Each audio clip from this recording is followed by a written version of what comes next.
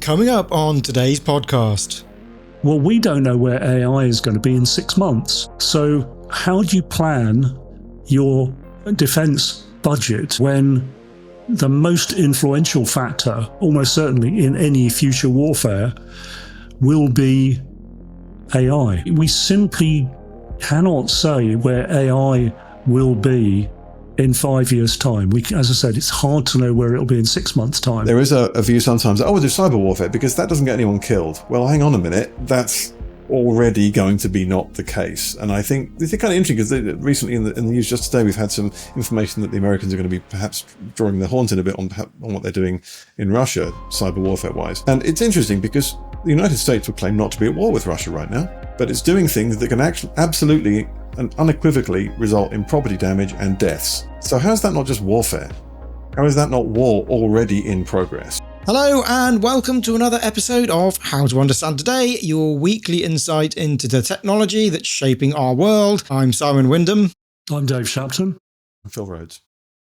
In case you hadn't noticed, the world is going through a bit of turmoil at the moment, with the situation in Ukraine playing on lots of minds. Nowhere is more indicative of how new and inexpensive technology is shaping things, in many cases making expensive military hardware such as tanks about as useful as a Sinclair C5. With politics becoming increasingly bonkers over the past few weeks and technology playing such an important part in information warfare, Dave, you have a pretty interesting take on all of this, don't you?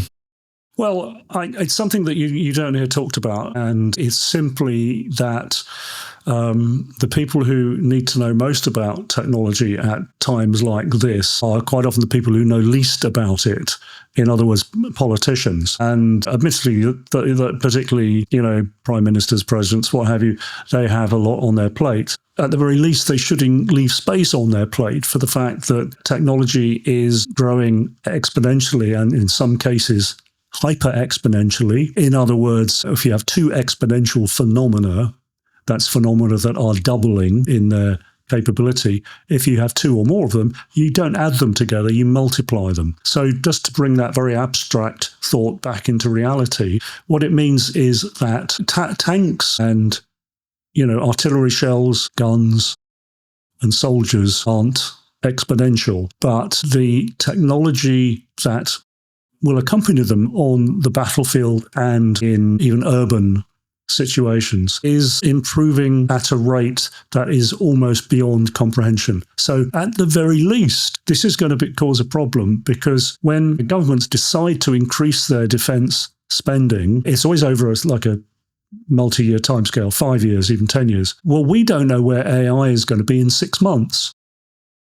So how do you plan your defense budget when the most influential factor, almost certainly in any future warfare, will be AI? We simply cannot say where AI will be in 5 years' time. As I said, it's hard to know where it'll be in 6 months' time. And before we started recording, I just mentioned that just in the last month, the capability of the AI that I tend to use a lot, it's called Perplexity, has increased many times because it uses a choice of models, including, the Chinese-originated DeepSeek, ChatGPT's deep research. And you can use them in combination, and just generally the performance of them is unbelievable.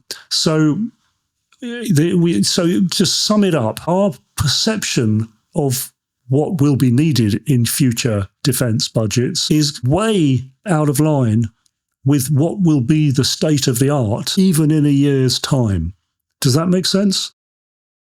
Absolutely. Yeah, I think it does. I mean, I think, not to jump in, but the question for me is whether there's going to be a huge sea change in how we do defense technology. And, there's all kinds of big questions about why we do these things and how we should do these things. And, we would much rather it was necessary not to do these things. And that's it's worth prefacing our discussion with that, because, at the end of the day, the end of the Cold War, everyone thought we would have to spend less money on this, and that would be lovely. And of course it is lovely. And no one's taking any joy in this. And I think that... No, really important to state that, Phil. And I don't like weapons. I don't like the idea of weapons. I've never invested in, defense companies. And I wish that could stay the same. But I yes, think, yeah. sorry. I think the thing with it is that is this whole thing going to change? Because I mean, the use of drones in Ukraine is up. They're going to be so experienced. In a few years' time, however this does end, they're going to be so experienced with building military drones for often very little money. I mean, even if you get slightly hypothetical about this, if you've got a fighter jet blasting across the countryside at 1.5 times the speed of sound, you either need another fighter jet to go chase it down, some incredibly high performance device to jump off the ground and go chase it, or you could scatter a couple of dozen drones in its path. Now, this engages all kinds of complex, difficult things about how you end up in the way of this thing when it's going so fast, and there's all kinds of issues about how you contrive to be in the way. But then one drone down the air intake of a jet aircraft and it's going home, and of course this As indeed one bird down the air intake of a jet aircraft. I mean anything really. I mean a pebble, but the idea of that could also be used on a civilian aircraft if somebody wanted to be unpleasant. I think that then here in the UK they're already planning the next fighter jet, and perhaps there always will be the next fighter jet. Although I know that it's called Tyrannus, and you can look it up. I know that there is significant thought being put into it's going to be manned or unmanned, so you can send it off on its own to be effectively a drone if you want to. But all this comes down to, are we going to keep doing this thing we've been doing since World War II with tanks, planes, military rifles, guided missiles, or, at the very least, is this all going to get a lot cheaper, or at least cheaper per capability? Just to clarify, when we use the word drone, it covers a huge range of devices. Phil, do you know anything about the nature of the Ukrainian drones that have been so effective? I think a lot of them have been put together out of the lowest possible cost parts from AliExpress, which you can totally do. And you could, if you're going to use something as something, blow the thing up, you want it to be consumable, then it's been done very, very, very inexpensively. And they have been little quadcopters from what I've seen. But of course, there's a crossover between what's a drone and what's a guided missile, right? I mean, at the end of the day, they're flying vehicles. And indeed a pilotless aircraft. Exactly. Yeah. And this was talked about ages ago when this little thing I have here is about $3 worth. That's an Arduino Nano. And that is more than capable of steering something to a GPS coordinate and blowing it up. Now, you'd need a couple of other boards and things and some code, but it was demonstrated in, I believe, Australia. Was it as long ago as the 90s, certainly the early 2000s, when a guy who was an enthusiast of building pulse jet engines, which was actually the type of engine used on the V1, which was the first ever cruise missile, which was fundamentally a pilotless aircraft that was programmed to take off from northern France, fly to London, and then dive into the ground and explode. And he wanted to show that it could be done by someone in the back room. I think this is one of the things about this. The fact that it hasn't been done by some terrorist or other unpleasant organization indicates to me more that either the terrorist organizations are relievingly stupid, or that there's not actually that many people who want to do that. The desire probably isn't there, because, there's surface-to-air missiles on the roof of the White House. But if I sent 500 inexpensive drones in, you would saturate the defenses. And that is actually a more widespread tactic that's been proposed for defeating the anti-missile systems on naval warships. And if you did that, it would probably work. Well, we've seen in Israel drone attacks getting through and overwhelming their Iron Dome defenses. And just on a point here, the Ukrainian drones, they aren't just the tiny inexpensive quadcopters. They do actually have a long range, specifically developed drone that's been doing incursions into Russian territory. But these are a lot less expensive than a fighter jet. And as you say, even if you have the most sophisticated missile defense system in the world, surrounding your town, city, airbase, whatever, you will be able to overwhelm it with these tiny little, or in some cases, even fairly large drones. You could overwhelm those defenses pretty easily and very inexpensively. And I think, yeah, that's all completely true. And then there's a slightly different angle to this, which is that we tend to think of the strength in military capability as being vested in the superpowers, the big powers, the giant economies, and so on. And actually, that is not the case necessarily when you come to these kind of homebrew devices. And that particularly because, for example, the East European countries are well endowed with outstanding programmers, not just good at their stuff, but innovative. And in fact, 10, 12 years ago, people used to outsource their development work to East Europe, Ukraine, Poland. Now there's less outsourcing because those countries have realized that that's an incredible resource. So they become kind of innovation hubs in themselves. And while they might not be able to afford to build data centers the size of an airport terminal to develop AI foundation models, these massively impressive but also massively expensive models like LLMs, ChatGPT, Claude 3.7, Musk's Grok, and so on. But what they can do is take those and build applications around them. That's where they have extraordinary capabilities of adapting what they have access to, whether it's accessed by paying for it as a service, or whether, as in the case of DeepSeek, the Chinese-originated model, it's open source. That means anyone can take the source code and modify it in any way they want. And they absolutely will do that. So the combination of these kind of homebrew aerial weapon delivery systems, if you like, and incredible AI resources, you cannot assume that the big powers, whatever side they're on, will have the edge on what I call pragmatic warfare. Warfare that doesn't play by the conventional rules, that doesn't play by conventional expectations. Sorry, Phil, you were going to say. No, when you're talking about pragmatism, one of the problems, this is leaning slightly into the politics, but also into the technology. There are two things that have really, I think, really stymied Western military procurement, other than budget, because people are saying, we should spend this on defense, we should spend that on defense. Well, the problem with, no matter what decision you make, and that becomes a political discussion, away from that political discussion is what you're getting for your money, which comes down to pragmatism. And very often these projects exist partly as a technology project because you want the result, but partly also because it's a sort of a job support, industrial support policy as well, which is something that the West, I think, particularly in Europe, needs to look at quite closely, because that's led to us getting incredibly bad value for money in a way that someone who's under an awful lot of immediate military pressure, Ukraine, isn't going to do that, because they're going to do it purely and solely because they need the capability. And that has led in the past to pretty much the current crop of gear, which wasn't the stuff that was directly designed to fight the Cold War, but was perhaps the successor to that, which was designed to fight the Cold War. So we're not, over here in the UK, we're not talking about Tornadoes and Harriers anymore. We're talking about F-35s and Typhoons, which is the sort of successor generation. But it seems to me that the generation after that may be very, very different. And it may be something whereby you're not spending... Well, one particular thing they do is they'll spend huge amounts of money trying to make an incredibly optimized device to fight one particular thing. For instance, I could go into the details, but like the anti-radar, the radar detection devices on your aircraft that detect when you're being illuminated by an enemy search or tracking radar. Really, people go, it's got a radar warning receiver. It will receive radar signals from surface to air missile systems. Well, great, yeah. What it'll actually do is it knows how to receive signals from like 3 or 4 very specific ones that the bad guys have, with some capability to listen to other things. So I think probably move away from that, because the computing and particularly AI stuff has got a lot better.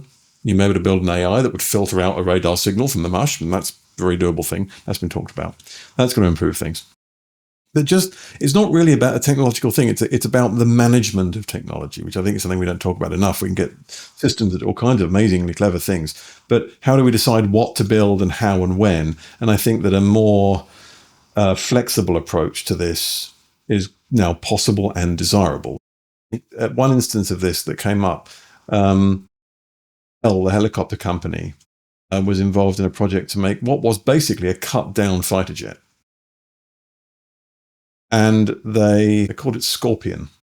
And it was designed to be used in situations like Afghanistan, because we were running the Western powers, were running jet aircraft with incredible technology in them, which was designed to fight the Cold War. The Afghan people, who were putatively the opposition, again, not to get into politics, did not have advanced surface-to-air missile systems, did not have heat-seeking missiles, did not have advanced command and control systems that needed electronic warfare provisions. And you were paying $15,000 an hour to operate an F-16. Bell came up with this design that was designed to cost a third of that to run, which means that you weren't breaking some of Sun Tzu's rules on warfare about not paupering yourself trying to fight a battle. The design didn't do very well. It was probably a fairly good idea, a low-cost jet fighter. Now, whether you'd like to be the person assigned to fly the low-cost jet fighter, hell, you can have the cheap one. But it was a low-cost jet fighter, probably not a terrible idea, but it didn't go anywhere because it had no political support, because it wasn't being made in anybody's constituency. It wasn't being funded by anybody. It wasn't making any profits for any shareholders. It wasn't making any money for it was potentially making money for shareholders in Bell, but it was not making any money for people who were in a political position to push for it. And that mightn't have been, there were problems with it. But it was technologically interesting. I mean, instead of saying, right, we have one computer system in this, like the old Tornadoes, the RAF used to fly, had one computer. And anytime you wanted to change a typo in one of the menu options, you had to completely requalify the flight software because it was the same device that ran the flying and the menu on the screen. That's probably not quite entirely true on that one, but anyway, that broadly speaking was the case. And Bell said, well, look, we've got computers that, like, this has more power than that did. So let's just have 10 computers. And if we need to change a menu option, it doesn't mean requalifying the whole aircraft. So that sort of thing will change. But as I say, I wonder if the whole thing is going to move away from, we're going to spend billions developing this fighter jet, and we're just going to have, for the cost of a $500,000 surface-to-air missile, you can buy 2,200 quid drones and put them in the way of the aircraft. I think. Yeah. So I think that's a really interesting point. However ready we are to embrace change, we start from our history. So again, as Henry Ford said, if you ask people what they want, they'll say, we want a faster horse. So, are we at this stage where we're just building faster horses? Meanwhile, you've always, throughout history, you've had the David versus Goliath situation, where there is some vulnerability which a very much weaker, under-resourced opponent can use.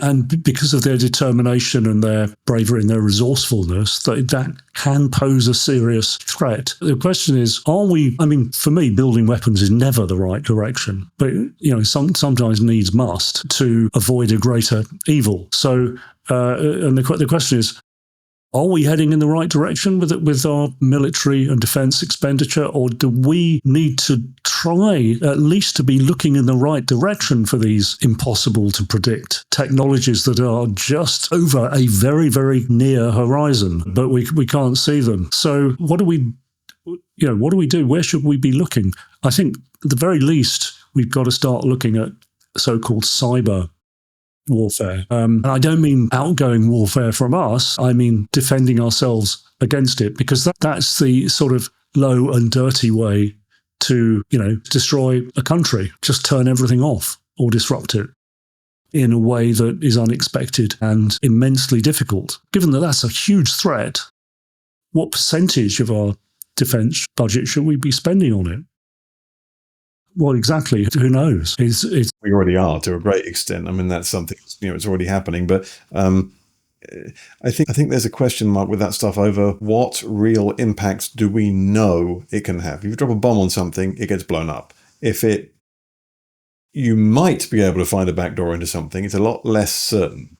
And I think that might be a concern. I mean, to put my position on the table, and this is unavoidably, this is a political discussion, but I tend to agree that we don't want to be spending, we'd love our defence budget to be zero. No one wants to be doing this. But if you're going to do it, doing it well is important, and actually leads to less suffering overall in the long run, in my view. And with that in mind, sometimes people think of cyber warfare, and we had a chat about this off camera beforehand, so I know this isn't what Dave is saying, but there is a view sometimes, we'll do cyber warfare because that doesn't get anyone killed. Well, hang on a minute, that's already going to be not the case. And I think this is kind of interesting because recently in the news just today, we've had some information that the Americans are going to be perhaps drawing their horns in a bit on what they're doing in Russia, cyber warfare wise. And it's interesting because the United States would claim not to be at war with Russia right now, but it's doing things that can actually absolutely and unequivocally result in property damage and deaths. So how is that not just warfare? How is that not war already in progress? Cyber warfare, so it's okay. Really? It's a really good point. I mean, just because it's cyber doesn't mean. What if it crippled the electronics on an aircraft? What if it took over the steering wheel in a driverless car? There are all kinds of vulnerabilities, and many of them are, life or death. Never mind if it started taking over our medical systems in hospitals and what have you. So I don't think you can overstate the need for being prepared for these potential vulnerabilities. And I'm sure these days nothing is built with massive gaping vulnerabilities. Well, notwithstanding the NHS habit of using Windows XP still in some of its... Yeah, even now. When the online safety bill comes into full force, bang goes the idea of any kind of encryption on messages and stuff. Online confidential data exposure imperative bill, yes. I mean, there's a lot of this stuff is being talked about, and I think at the moment it's not because it's such a new thing in international. Let's call it international relations, because hacking people's boxes comes down to a lot more than just warfare. And this is, this in 100 years' time, this will be seen as the sort of early days of it, when people could get away with doing it and claim they weren't at war, which I think is something that will probably change once we have the first, large number of deaths caused by this, which is, a sad reality. Yeah, I mean, it's not something. It's kind of interesting because there's something kind of funny about this, in that you see the cyber warfare people in the army, and they're walking around in their big plumpy boots and camo gear. You're thinking, that doesn't look like someone who's likely to be good at network security or hacking, generically. That looked like someone who's really good at marching and reassembling his rifle blindfold. And you think, I'm probably being deliberately unfair for comic effect there, but you do wonder if these are really the shouting and marching organizations are not necessarily the organizations which are best equipped with the kind of personalities who are good at that. Yeah, I think that's a fair point. Yeah, although obviously a great portion of this kind of stuff is centered around GCHQ, isn't it? Yeah. So rather than, but yeah, I mean, I think the thing with the whole cyber warfare thing is, as you say, Phil, it's because it's not something that people can see as a tangibly real thing, like a big explosion. It's very for people to understand just how important it is and the effects that it could have, all the potential effects that it could have. I mean, even going back into the physical realm, as it were, there's been a ship that's been tracked and followed around the UK, a Russian vessel, which they believe is a spy vessel, which has been apparently looking for cables, or the positions of communications cables and power cables that it can potentially cut if it needs to. It has been chased off a number of times, and when you think about it, our communications with other countries does rely quite heavily on some cables lying on the ocean floor. And we do have, obviously there is satellite communication still, but then again, they are also vulnerable to potential sabotage, and they're vulnerable to whoever owns the satellites. Yes. And I think, which country was it that just cancelled their contracts with Starlink? I think it was it Argentina? I think there might have been another one. South American country, wasn't it?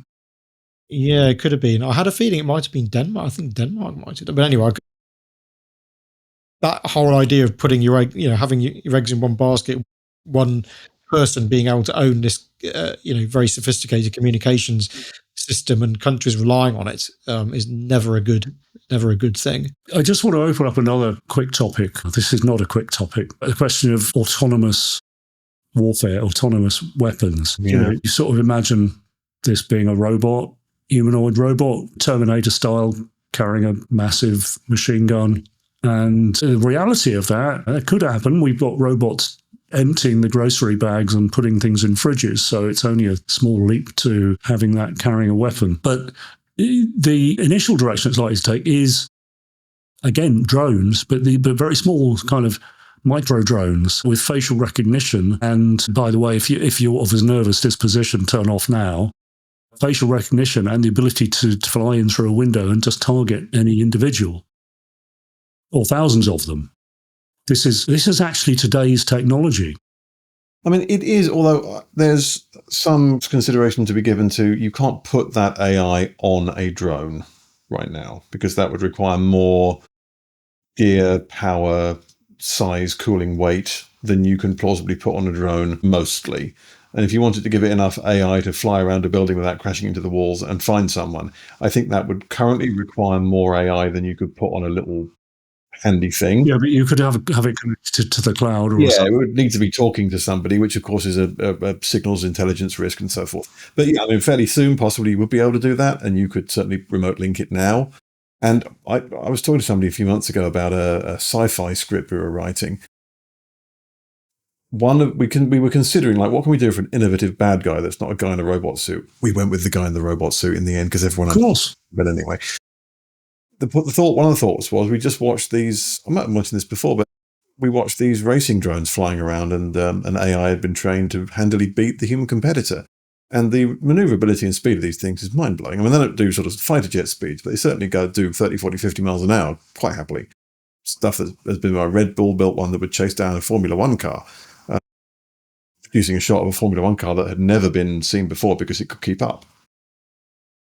If somebody sicks one of those on you, which with, as you propose, facial recognition or some other way of recognizing a target, it would have you. There's no two ways about it. You would not escape this thing because it's just too maneuverable, too fast. And I think, yeah, targeted assassinations are ours.